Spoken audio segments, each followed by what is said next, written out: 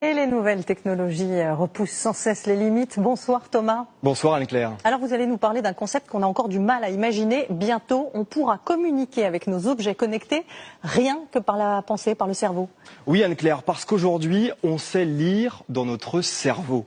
Ce que vous allez voir s'afficher devant vous, c'est la dernière innovation d'une start-up française. Ce bandeau va se placer à l'arrière de votre crâne et il va être capable de décoder les impulsions électriques émises par votre cerveau. Et il va pouvoir vous permettre de contrôler des objets connectés comme un smartphone ou une tablette. Sans les mains, vous allez pouvoir ouvrir une application, écrire un message et l'envoyer à une personne par la simple force de votre pensée. Tous les géants du web travaillent sur cette technologie. Facebook, par exemple, promet bientôt de pouvoir taper 100 mots à la minute directement à partir de votre cerveau. Mais se balader toute la journée avec un bandeau sur la tête, ce n'est pas vraiment très pratique.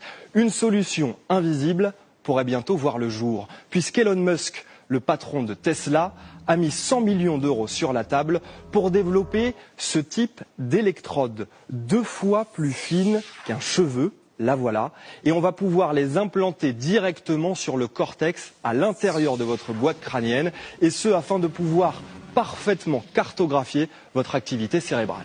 Et à quoi est-ce que tout ça va bien pouvoir servir ? Eh bien, l'armée américaine, Anne-Claire, suit de très près cette technologie. Elle imagine déjà un système où une personne puisse contrôler par la pensée et à distance une dizaine de drones en même temps, et ce depuis une base arrière, mais également depuis le terrain au cœur des opérations militaires. Et cette technologie, elle pourrait également bouleverser votre quotidien. Imaginez un open space totalement silencieux, avec chaque salarié avec un implant, et tout le monde va communiquer, parler sans bruit via la pensée. Alors attention, parce qu'avoir un système électronique à l'intérieur de notre cerveau, c'est aussi laisser la possibilité à des gens mal intentionnés de le pirater et de connaître vos envies et vos besoins. Pas sûr que tout le monde soit prêt à prendre ce risque. Merci beaucoup Thomas, effectivement, et puis que l'on